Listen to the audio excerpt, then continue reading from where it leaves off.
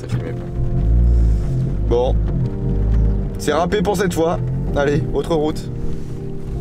Les amis, bonjour, bienvenue au Mi-Auto. On se retrouve dans le Var aujourd'hui pour l'essai de la 695 anniversaire.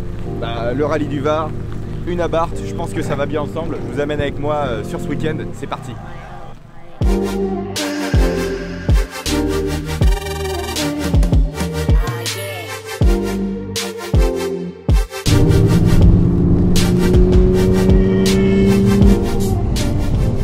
On est à l'intérieur de la nouvelle Fiat Abarth 695 70 anniversario, comme ça qu'on dit en italien. Alors je sais pas, moi j'ai fait allemand LV2. Et voilà, on se fait un petit tour d'horizon du coup sur ce week-end.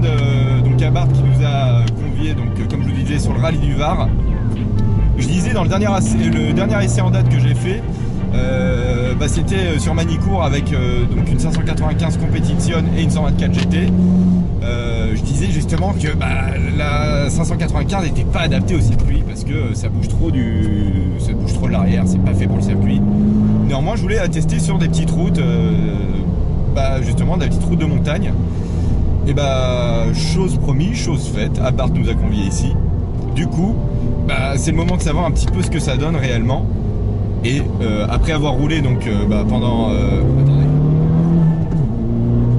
Voilà. Après avoir roulé donc sur 2 jours avec Ancelin sur vraiment l'arrière-pays varois, c'est un bonheur, franchement, même sur des routes détrempées. La voiture est faite pour ça, elle est faite pour sortir de la ville. On n'en voit que dans Paris, personnellement, avec JB. Et franchement, elle est loin d'être ridicule sur de la petite route. Du coup, qu'est-ce qu'on a? On a toujours sur cette version le 1,4 litre bien connu de chez Abarth, turbo, avec 184 chevaux, 250 Nm de couple. Un moteur, comme je vous disais durant l'ancien essai, il se passe pas grand chose entre 1000 et 2500 tours. Et après, on a le turbo qui vient charger, il vous en met plein la gueule, et ça le ronge à peu près jusqu'à, allez, on va dire 5500 tours. Derrière, on peut pousser encore plus, mais ça vaut pas forcément le coup. Donc voilà, encore une fois, les gènes du rallye sont respectés. Une petite cylindrée, un gros turbo, un caractère rageur comme ça. Tout ça avec cette superbe échappement Record Monza. Comme toujours, il est incroyable. Voilà, ça résonne, c'est énorme. On a l'impression qu'il va se déboulonner tellement que ça vibre dans tous les sens. Mais putain, on kiffe ça, non? Franchement. Ouais, pour moi c'est un peu trop. Ah oui, monsieur aime bien être un peu plus dans la légèreté. Moi, j'en ai rien à foutre. J'adore. Je fais le kéké avec. Ça me plaît. Après, niveau esthétique, puisqu'on va parler un petit peu kéké, bon, on a un body kit. On a un kit large. C'est la première fois quasiment qu'on voit un kit large, je crois, sur le 695. Ça lui va super bien, surtout avec cette couleur. Donc, on a le vert Monza avec le gris Campovolo. Campovolo. Gris Campovolo, c'est ça, donc avec ce biton. Regina, por favor. Les gros clichés. Voilà, ce biton qui lui va en vrai super bien, ça donne une vraie gueule, les gens se retournent quand ils voient passer la voiture. Avec évidemment des petits stickers spécifiques, le damier sur le toit avec donc le gris qui rappelle les arches de roue, le scorpion et des logos Abarth aussi spécifiques qui rappellent l'ancien scorpion qu'on avait à l'époque. Et en plus avec cet aileron qui n'a pas de sens, il n'a pas de sens, il est trop beau, mais il n'a pas de sens sur une voiture comme ça. On dit qu'il apporte 42 kg d'appui à 200 km/h, juste intestable, on va pas se mentir. Réglable en 12 positions de 0 à 60 degrés, c'est pour la frime.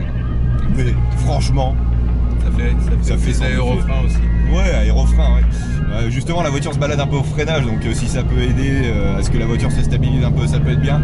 J'y crois pas beaucoup. Néanmoins, avec JB, on en parle tout le temps de cette bagnole. On en parle tout le temps. On peut pas être objectif dessus parce qu'il y a plein de défauts. Là, plastique, c'est ferme. Mais qu'est-ce que c'est ferme! Mais putain, elle est trop bien. Il y a une petite jauge de turbo, ça sert à rien, de pression de turbo. On adore. Ce petit volant Alcantara, c'est trop cool. La position de conduite, elle est pas top, mais on a des super sièges Sabelt. Il y a plein de trucs qui vont pas. Il y a plein de trucs qui sont trop cool. On peut pas être objectif avec cette voiture. Mais franchement, quel kiff. Franchement, quel kiff.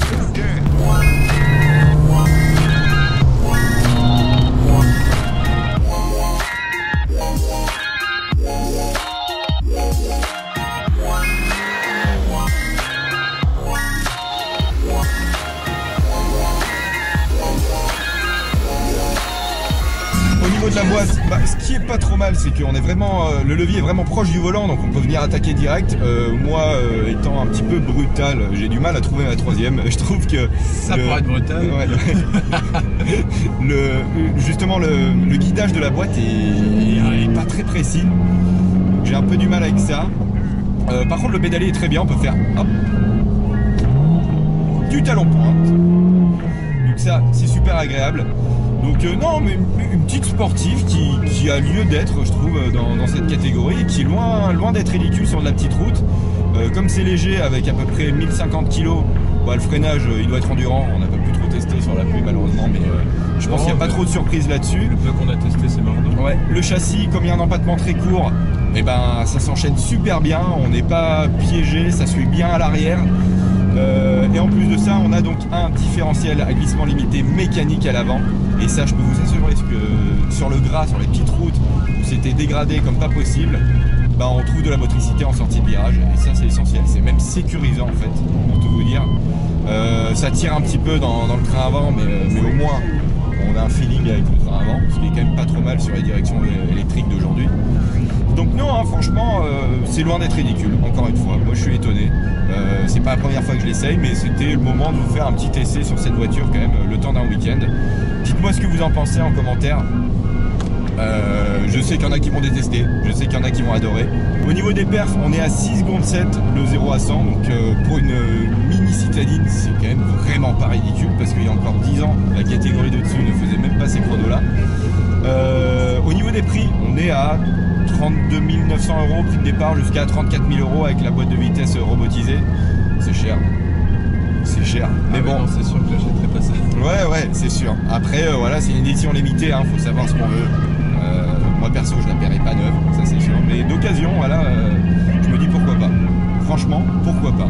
Cette version 70e anniversaire est limitée donc à 1949 unités, la création en fait de la marque Abarth qui a 70 ans aujourd'hui. C'est pas rien.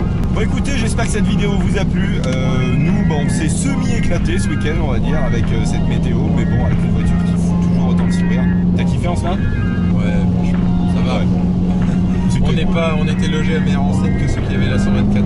C'est ça, ouais, la 124, je pense que tu fais rien là, malheureusement. Ouais.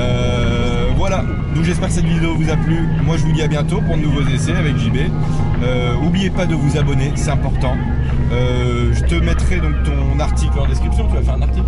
Oui. Je mettrai donc le site d'Ancelin, le blog automobile, en description. Et d'ici là, portez-vous bien. Bonne fin de ce que vous êtes en train de faire. Et je vous dis à la prochaine. Ciao. Allez.